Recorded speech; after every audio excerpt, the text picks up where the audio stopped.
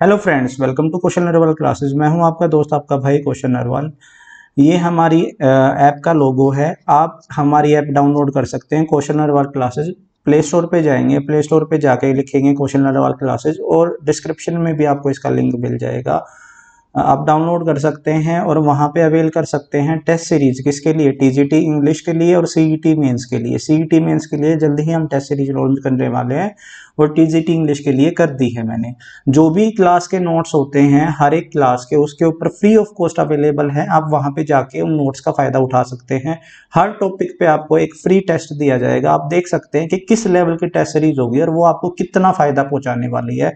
और उसका लेवल देखने के लिए ना प्रीवियस ईयर क्वेश्चंस पक्का करें, क्योंकि प्रीवियस ईयर क्वेश्चन से ही पता चलता है कि टेस्ट सीरीज का जो लेवल है वो आपके पेपर के हिसाब से आ रहा है या नहीं आ रहा है। ठीक है। दूसरी बात, ये 900 प्लस क्वेश्चंस हमारे आए हैं 2016 से लेके, और ये 2022 तक जितने भी सीईटी में प्री तक आपके जितने भी पेपर हुए हैं वो सभी मैं आपको करवाऊंगा। डेली 8 बजे हमारी क्लास होती है। ये 4th क्लास है हमारी, 3 क्लास पहले हो चुकी है। जो हमारे बच्चे हैं वो पहले एक बार प्रेजेंट लिख दें और उसके बाद एक लाइक कर दें और एक शेयर कर दें, और उन बच्चों के साथ शेयर कर दें जो एचएसएससी इन दोनों एग्जाम्स की तैयारी कर रहे हैं। इस एग्जाम सीरीज के अंदर, इस पेपर प्रीवियस ईयर सीरीज के अंदर हम ग्रामर और वोकैब ज्यादातर हमारे एचएसएससी में आती है उसको कवर करने की कोशिश करेंगे, और आपको पता चलेगा कि आपकी तैयारी कहाँ स्टैंड करती है। पूरा दिन पढ़ो, शाम को आके मेरे साथ टेस्ट सीरीज ज्वाइन करो।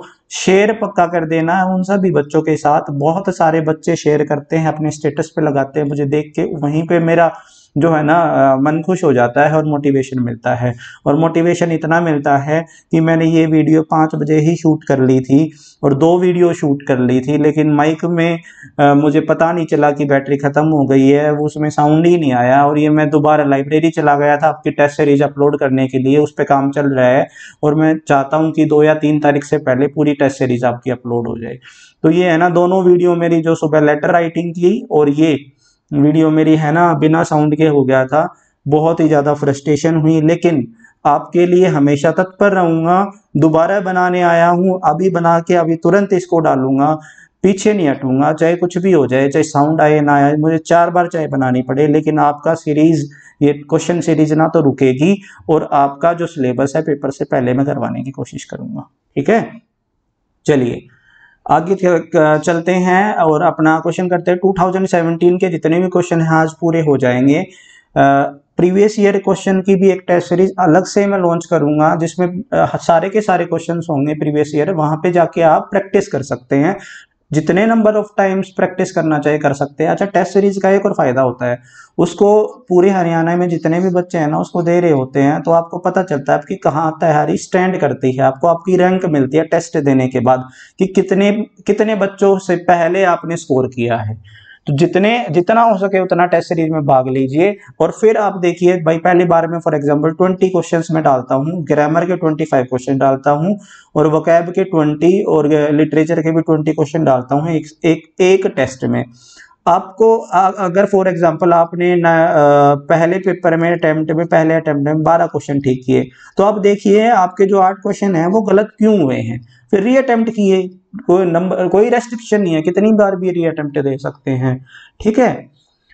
पहला क्वेश्चन देखते हैं। पहला क्वेश्चन है कंटेम्पलेट। कंटेम्पलेट का मतलब होता है थिंक, सोचना किसी बात के बारे में, थिंकिंग। ठीक है, तो यहाँ पे सी आपका राइट आंसर हो जाएगा। रिवील, रिवील का मतलब होता है कोई भी अगर हिडन चीज होती है, कोई भी अगर हिडन चीज होती है, उस हिडन चीज को जब हम शो करते हैं तो उसको हम क्या बोलते हैं? रिवील बोलते हैं। तो डिस्क्लोज, टेल और शो, ये तो सारे के सारे इसके सिनोनिम हो जाएंगे, सेम मीनिंग, सिमिलर मीनिंग हो जाएंगे। यानी कि इसका ए ही एंटोनिम हमसे पूछा है तो सिर्फ हमें एक ही ऑप्शन ऐसा है जो इसका अपोजिट है। To beat around the bush, इसका मतलब होता है कि घुमा फिरा के बात करना। एक वर्ड आता है सरकमलोक्यूशन। ठीक है, उसका मतलब भी यही होता है। तो डायरेक्टली मुद्दे की बात ना करना, जिस इशू के बारे में बात कर रहे हैं उसकी बात ना करके इधर उधर की बात करना। तो इसका आंसर क्या हो जाएगा? हमारा ए हो जाएगा। ठीक है, चलिए आगे चलते हैं, नेक्स्ट चलते हैं।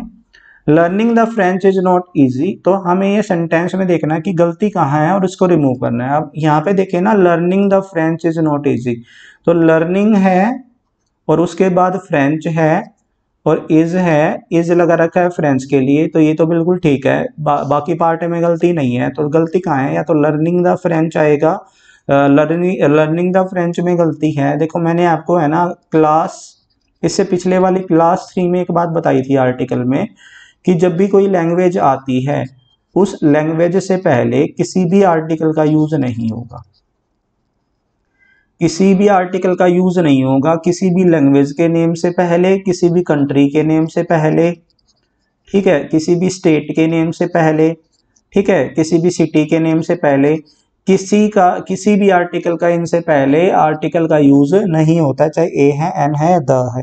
तो यानी कि अगर किसी क्वेश्चन में इंग्लिश आ जाए, हिंदी आ जाए, फ्रेंच आ जाए, चाइनीज आ जाए, तो उनसे पहले आर्टिकल का यूज नहीं होता है। तो सीधी सी बात है, आर्टिकल द वाले जितने भी क्वेश्चन है ना, वो सारे के सारे क्या हो जाएंगे? गलत हो जाएंगे। तो ये भी गलत हो गया। फ्रेंच लर्निंग, ये तो मेथड ही गलत हो गया। It is not easy learning the French, ये भी गलत हो गया क्योंकि फ्रेंच से पहले द लगा रखा है, तो आंसर आ गया ए।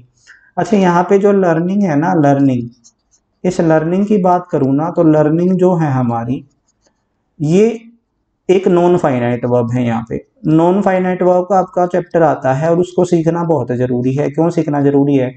क्योंकि ये V1 प्लस ING जो है ना, ये नॉन फाइनाइट वर्ब में दो जगह, दो तरीके से यूज होती है।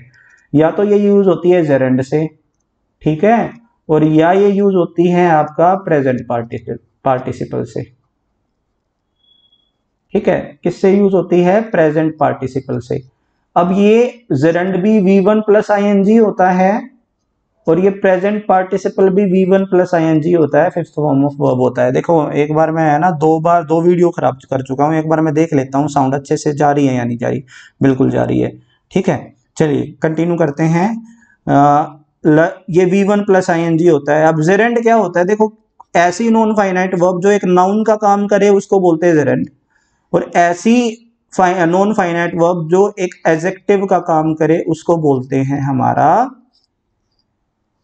Present participle. ये पढ़ना बहुत ज्यादा जरूरी है क्योंकि पेपर में डायरेक्टली कई बार यही पूछ लिया जाता है। ये क्यों मैं बता रहा हूं? क्योंकि आने वाले पेपर्स में है ना, ये क्वेश्चन आने वाला है कि ये जेरेंड है या प्रेजेंट पार्टिसिपल है, ठीक है। तो मैं पहले ही एग्जांपल इसको एक्सप्लेन कर रहा हूं।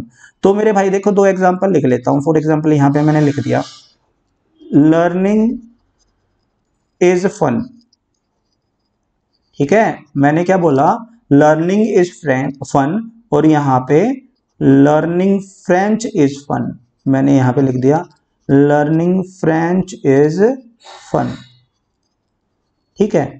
यहाँ पे दे रखा है इज, यहाँ पे भी इज दे रखा है। किसके लिए लगाया है? सब्जेक्ट के लिए लगाया है, लेकिन सब्जेक्ट नीचे वाले एग्जाम्पल में क्या है? फ्रेंच, क्योंकि नाउन क्या है यहाँ पे? फ्रेंच है। और ये फ्रेंच के लिए एक वर्ड लगा है, इसकी क्वालिटी बता रहा है कि फ्रेंच के बारे में क्वालिटी बताने वाला वर्ड जो होगा, नाउन के बारे में क्वालिटी बताने वाले वर्ड्स को हम क्या बोलते हैं? एडजेक्टिव। और ये जो इज है ना पहले वाले सेंटेंस में, ये लर्निंग के लिए लगा है, तो ये हमारा क्या हो जाएगा? नाउन, क्योंकि सब्जेक्ट में दो ही चीज आ सकती है, नाउन या प्रोनाउन। तो यहाँ पे पहले वाले सेंटेंस में लर्निंग एक नाउन है और दूसरे वाले सेंटेंस में लर्निंग एक एडजेक्टिव है। तो पहले वाले सेंटेंस में ये होगा जेरेंड और दूसरे वाले सेंटेंस में ये होगा आपका प्रेजेंट पार्टिसिपल। तो इस तरीके से हम पहचानते हैं कि प्रेजेंट पार्टिसिपल है या जेरेंड है। बहुत इंपॉर्टेंट क्वेश्चन है, इसलिए मैंने आपको एक्स्ट्रा इंफॉर्मेशन में आपको बता दिया। नेक्स्ट क्वेश्चन करते हैं। Tommy dash leave the place only when Rohit came back. अब ये जो केम है ना, ये वर्ब की सेकंड फॉर्म है। वर्ब की सेकंड फॉर्म किसको बताती है? पास्ट को बताती है।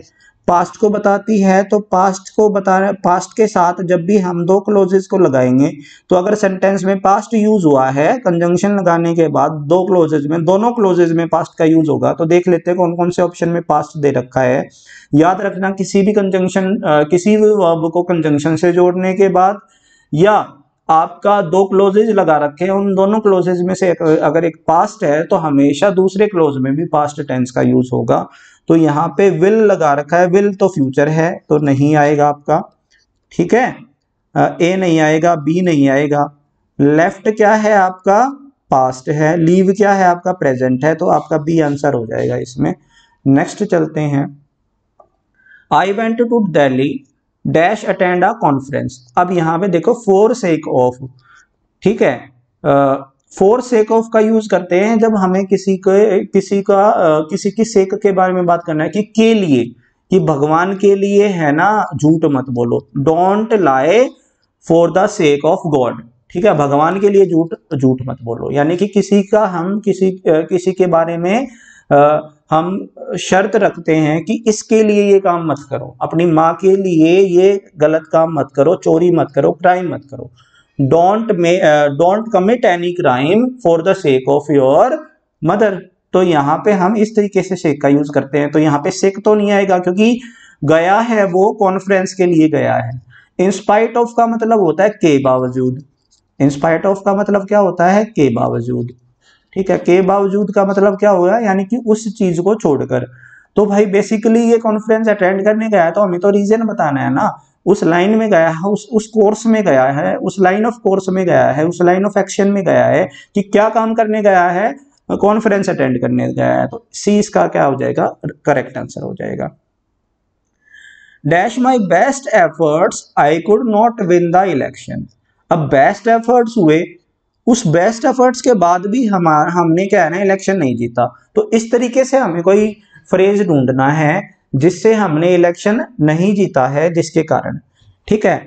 दो इन द कोर्स ऑफ, यानी कि वो करते हुए, नहीं बेस्ट एफर्ट करते हुए तो हम जीत जाते हैं, ठीक है, तो ये तो नहीं हो सकता। ए ऑन बिहाफ ऑफ, यानी कि उसके बिहाफ पे अच्छे एफर्ट किए और उसके बिहाफ पे हमने इलेक्शन नहीं जीता, ये भी नहीं हो सकता।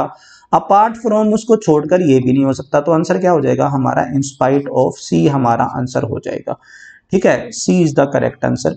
अच्छा, इंस्पाइट ऑफ की बात अगर मैं करूँ ना, तो उसके साथ एक वर्ड इसका ही छोटा भाई आता है, डिस्पाइट। इन दोनों का मीनिंग सेम होता है, पेपर में बहुत ज्यादा पूछा जाता है। डिस्पाइट के साथ कभी भी ऑफ का यूज नहीं होता, ज्यादातर ये क्वेश्चन पूछा जाता है। दोनों का मतलब क्या होता है, बावजूद होता है। या तो इंस्पाइट ऑफ लगा सकते हैं किसी भी सेंटेंस में, या डिस्पाइट का लगा सकते हैं, दोनों का मतलब सेम होता है।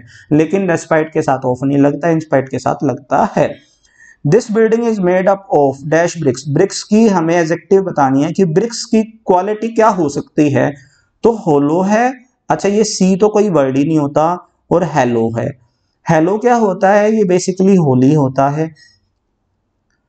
होली कोई चीज होती है, कोई धार्मिक चीज होती है, और हेलो होलो होता है हैविंग होल, जिसके अंदर क्या होता है, कोई होल होता है, तो उसे हम क्या बोलते हैं, होलो बोलते हैं। तो ब्रिक ऐसी ब्रिक्स हैं जिसके अंदर होल है, तो ए हमारा क्या हो जाएगा, करेक्ट आंसर हो जाएगा। चलिए आंसर चेक करते रहना साथ में। अब ये आ गया आपका होमोफोन्स का क्वेश्चन। अब ये तो बहुत इंपॉर्टेंट है, और टीजीटी स्क्रीनिंग एग्जाम में तो सिलेबस में भी मेंशन कर रखा है। बच्चे लिटरेचर के पीछे पड़े हुए हैं, और लिटरेचर पढ़ते हो, उनका इतना दिमाग खराब हो जाना है पेपर तक, वो कुछ नहीं कर पाएंगे पेपर में, क्योंकि लिटरेचर के क्वेश्चन आने हैं सिर्फ 7 से 8, और बाकी सब कुछ आना है भर भर के। ग्रामर हुआ, वोकेबलरी हुआ, आपका ये होमोफोन्स हुआ, लेटर राइटिंग हुआ, रिपोर्ट राइटिंग हुआ, उसको वो करने वाले हैं नहीं, क्योंकि उसका मैटर कहीं कोई करवा नहीं रहा है। मैं करवाऊंगा कल से, देखो एक वीडियो मैंने शूट की थी लेकिन वो हो गई खराब, मैं दोबारा वीडियो बनाऊंगा रात को, फिर डालूंगा भाई। 100% आपके लिए सुबह लेटर राइटिंग की वीडियो आ जाएगी, ठीक है, क्योंकि 2 दिन से कर रहे हैं ना हम, क्योंकि टेस्ट सीरीज ऐप लॉन्च हुई थी, उसमें अपलोड करना डाटा, उसको आपके हिसाब से मॉडिफाई करना, उसमें मैं लगा हुआ था, इसलिए 2 ही वीडियो आ रही थी, 3 वीडियो नहीं आ रही थी। कल से आपकी 3 वीडियो आ जाएंगी, ठीक है। Mister Shekhar has decided to, अब यहाँ पे 3 वर्ड्स लिए गए हैं, एक है क्विट, अब एक है क्वाइट, और एक है क्वाइट। अब क्विट का मतलब होता है छोड़ देना, लूज और स्टॉप, ठीक है, बंद कर देना, छोड़ देना। क्वाइट का मतलब होता है साइलेंट, ठीक है, और क्वाइट का मतलब होता है कंप्लीटली, ठीक है। तो यहां पे ना तो क्वाइटली आ सकता, ना क्वाइट आ सकता, ना क्वाइट आ सकता, क्विट आ सकता है, कि उसने डिसाइड किया है कि वो मैनेजर की पोस्ट से वो हमारा छोड़ देगा, उसको लीव कर देगा। अब ये दिखाने के लिए है ना, मैं आपको दिखाता हूं कि ये कहाँ से पढ़ सकते हो आप। ऐप के अंदर ट्रिक इंग्लिश दे रखी है, मोस्ट इंपोर्टेंट क्वेश्चन उस बुक के अंदर है, रिवाइज करने के लिए बहुत अच्छे हैं। और वोकैब में ऐसे क्वेश्चंस तो मैंने 100 पर देखो, वैसे करोगे ना तो 250 वर्ड्स ऐसे होते हैं, 250 पेयर्स ऐसे होते हैं जिसमें अलग अलग आपको वो कंफ्यूजिंग वर्ड्स लर्न करने चाहिए, वो होमोफोन्स लर्न करने चाहिए। लेकिन मैंने इसमें लगभग 80 से 90 के करीब मैंने वर्ड्स डाल रखे हैं 3 पेजेस के अंदर। बहुत अच्छे क्वेश्चंस बनते हैं इसके ऊपर। ये देखो क्वाइट और क्वाइट दे रखा है, 2 भी अगर लर्न कर लिए ना 3 में से तो तीसरा अपने आप निकल जाता है, और इतनी तो बेसिक अंडरस्टैंडिंग आपकी हो जाती है। पेज नंबर 76 पे मैंने ये क्वेश्चन दे रखा है। अच्छा, ये रेफरेंस मैंने ना पिछली वीडियो में बड़े अच्छे से दिया था, ये सारे क्वेश्चंस मैं आपको दिखा सकता हूँ उसके अंदर है। जैसे ये लेटर वाला क्वेश्चन भी दे रखा है, लेटर और फॉर्मर उसमें दे रखा है, मीनिंग दे रखा है, ठीक है। इससे पहले वाले क्वेश्चन भी इजीली मिल जाएंगे आपको। हर क्वेश्चन को बताना फिर वीडियो लंबी हो जाती है। जैसे पिछले वाली क्लास 3 की वीडियो एनालिसिस देख लेना, उसमें आपको पता चल जाएगा कि आपके लिए ट्रिक इंग्लिश कितनी इंपॉर्टेंट है रिवीजन के लिए। आप लेना चाहे तो लीजिए, नहीं लेना चाहे तो मत लीजिए। सिर्फ 49 रुपीज की उसमें डाल रखी हैं। देखो भाई, ऐप मेंटेन करने में बहुत ज़्यादा पैसे लगते हैं, और अपलोड करवाने में अब 3 टाइपिस्ट बैठा रखे हैं, उनको भी पैसे देने हैं। इतना मिनिमल कॉस्ट रखा है मैंने हर चीज़ का कि भाई है ना, मैं आपसे पैसे लेना नहीं चाहता। इतना मिनिमल कॉस्ट रखा है कि आप एक चॉकलेट खरीद के लाएंगे ना, वो महंगी लगेगी आपको, ठीक है। चलिए, लेटर का मतलब होता है बाद वाला, ठीक है। तो इसका अपोजिट हमें देखना है, तो ये क्या हो जाएगा, फॉर्मर हो जाएगा, ठीक है, फॉर्मर। इसका आंसर आ जाएगा आपका सी। चलिए, यस्टरडे, अब यस्टरडे जो आ गया ना, यस्टरडे, ये यस्टरडे हमारा क्या है, एक एडवर्ब है जो क्या बताता है, टाइम को बताता है। किस टाइम को बताता है, पास्ट टाइम को बताता है। पास्ट टाइम को बताता है तो कौन सी वर्ब लगेगी, सेकंड फॉर्म लगेगी। इसके अलावा कोई लग नहीं सकती, आंसर हो गया बी। पहली वीडियो जाके देखो टेंस की, आपको समझ में आ जाएगा। वो इंट्रोडक्टरी वीडियो इसलिए डाली है, डिटेल में है ना। ग्रामर तो मैं पूरी फ्री ऑफ कॉस्ट करवाऊंगा यूट्यूब के ऊपर, ठीक है, लेकिन वो डिटेल में बाद में करवाएंगे। अभी पेपर नजदीक है तो सिर्फ क्वेश्चंस करवा रहे हैं आपको। ट्रेचेरियस वर्ड है, ट्रेचेरियस वर्ड है आपका, इसका मीनिंग होता है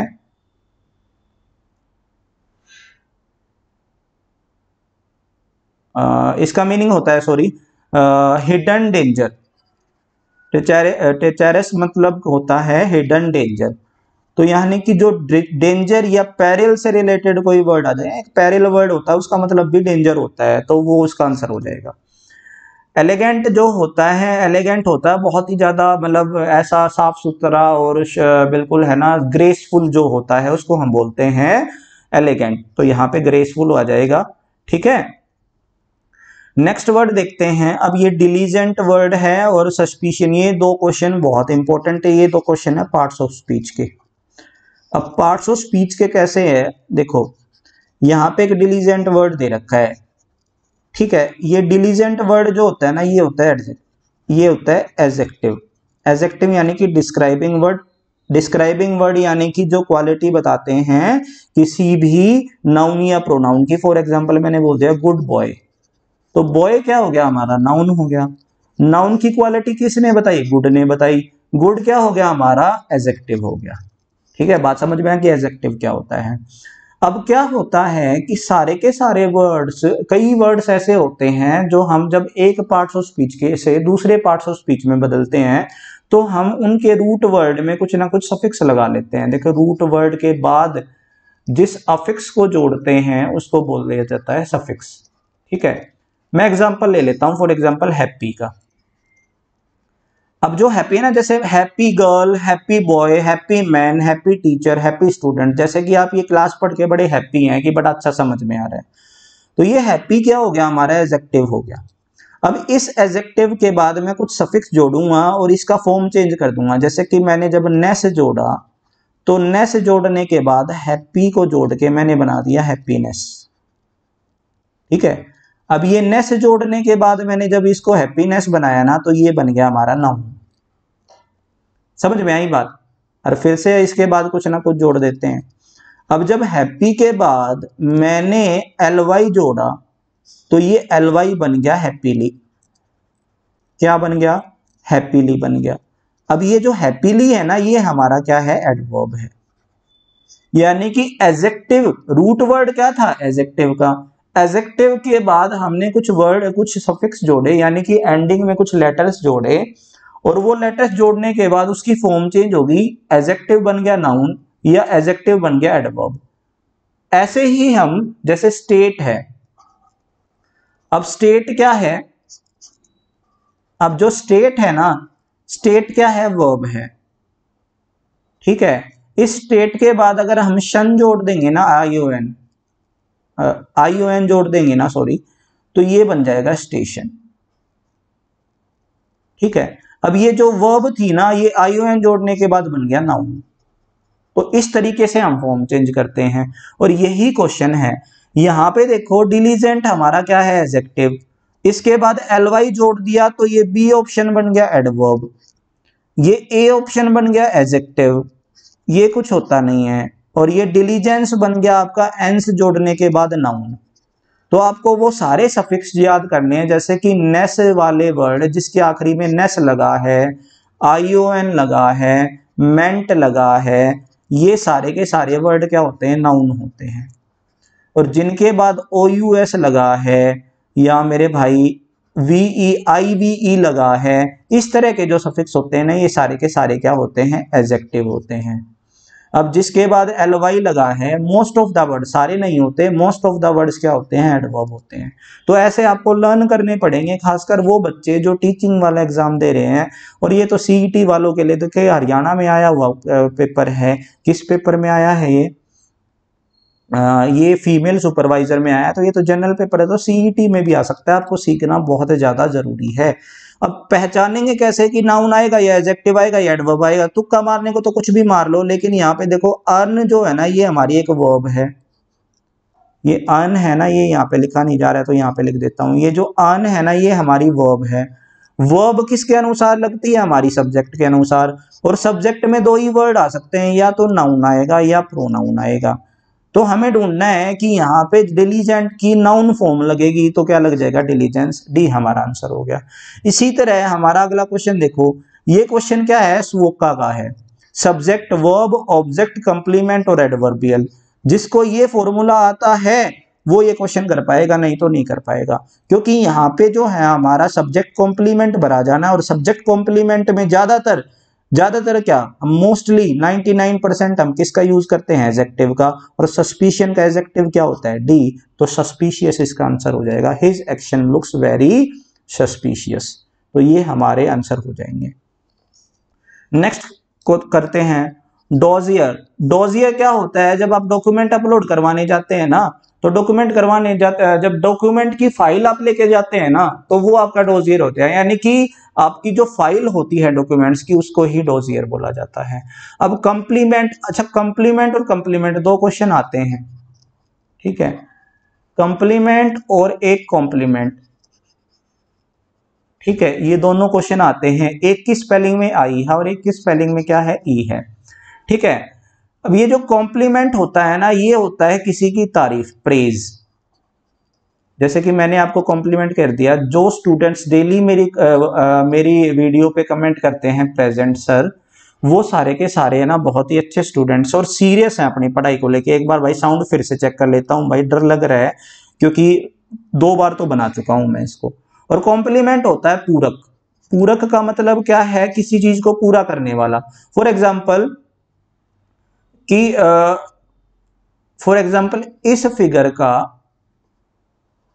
इस फिगर का ये फिगर कॉम्प्लीमेंट है, यानी कि इस फिगर का ये फिगर कॉम्प्लीमेंट है, यानी कि एक दूसरे को पूरा करने वाले। वन हु लव्स बुक, किसी ने अगर क्लास 1 देखी होगी ना तो उसको ये क्वेश्चन पता होगा।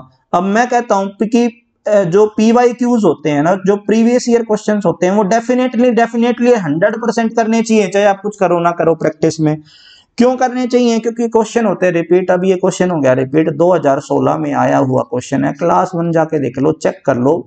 बिब्लियो वर्ड से मैंने कम से कम 5-6 वर्ड आपको पढ़ाए हैं, और बिब्लियो फाइल ही वहां पे आया था, वन हु लव्स बुक। और मैंने ऐसे आपको बताया था, बिब्लियो जो वर्ड होता है उसका मतलब हमेशा बुक होगा। बिब्लियो वर्ड अगर किसी वर्ड में आ जाए तो बुक से रिलेटेड होगा, और फाइल वर्ड किसी वर्ड में आ जाए तो वो किससे रिलेटेड होगा, लव से रिलेटेड होगा। ठीक है, तो आंसर हो गया डी, जाके देख लो, यकीन नहीं आ रहा तो। Matthew is European. अब कहते हैं कि इससे पहले भी आर्टिकल नहीं लगेगा, कि कई लोगों को मिथ है, लैंग्वेज से पहले आपका आर्टिकल नहीं लगता, नो आर्टिकल, नो आर्टिकल। लेकिन नेशनैलिटी से पहले आर्टिकल लगता है, आर्टिकल हमेशा लगता है। अब कई बच्चे सोच के बैठते हैं कि नेशनैलिटी आ गई तो आर्टिकल दा ही लगाना है, नहीं, ऐसा बिल्कुल भी नहीं है, कोई भी आर्टिकल लग सकता है, ए, एन या दा। ठीक है, तीनों आर्टिकल में से कोई भी लगाया जा सकता है। अब ये यूरोपियन है। अब मैथ्यू को एक काउंटेबल नाउन की तरह, एक अननोन काउंटेबल नाउन की तरह दिखाया गया है, यानी कि वो इंडेफिनेट है हमारे लिए। कोई भी यूरोपियन तो दुनिया में बहुत सारे हैं, यूरोप में रहने वाले लोग, इंडेफिनेट है हमारे लिए, इसके बारे में पूरी जानकारी नहीं है, तो इंडेफिनेट आर्टिकल ए या एन का यूज किया जाएगा। तो इंडेफिनेट आर्टिकल ए या एन का यूज किया जाएगा। उसमें से भी आपको देखना है कि वर्ड की फर्स्ट साउंड देखनी है, फर्स्ट साउंड। अब ये भी क्लास 2 जाके देखना, पूरे अच्छे से एक्सप्लेनेशन कर रखी है, फिर भी कोई नया बच्चा आया तो उसको मैं बता देता हूँ। फर्स्ट साउंड अगर वो व्यंजन की है तो ए लगा दो, व्यंजन, हाँ हिंदी वाले व्यंजन, क ख ग घ ढ, ठीक है, और स्वर की है, ट्रिक है ये डायरेक्ट, तो क्या लगा दो, एन लगा दो। यूरोपियन ये साउंड आ रही है तो यहाँ पे क्या लगा दो, ए, यूरोपियन लगा दियो। The tomato soup it is hot dash delicious. दो एक जैसी चीजों को अगर जोड़ा जाए तो हमेशा उनके बीच में एंड का यूज होता है, तो बाकी दो ऑप्शन देखने की जरूरत नहीं है, हो गया आपका क्वेश्चन। भाई बहुत मेहनत लगती है और आज तो बहुत ज्यादा लग गई है, क्योंकि पहले मैंने ये वीडियो बनाई उठ के 5 बजे, 5 बजे के बाद लाइब्रेरी गया, वहां से घर पे वापस आया, घर पे वापस आने के बाद मार्केट फिर गया, फिर उसके जो माइक का जो सेल हो गया था खत्म, उसको बदला, उसके बाद ये वीडियो बना रहा हूँ। इतनी मेहनत के बाद भी अगर आपको लग रहा है ना कि आप शेयर नहीं करेंगे तो भाई देखो, फिर तो मैं क्या कह सकता हूँ। आज के लिए इतना ही। Have a nice day and take care, bye bye, जय हिंद जय भारत।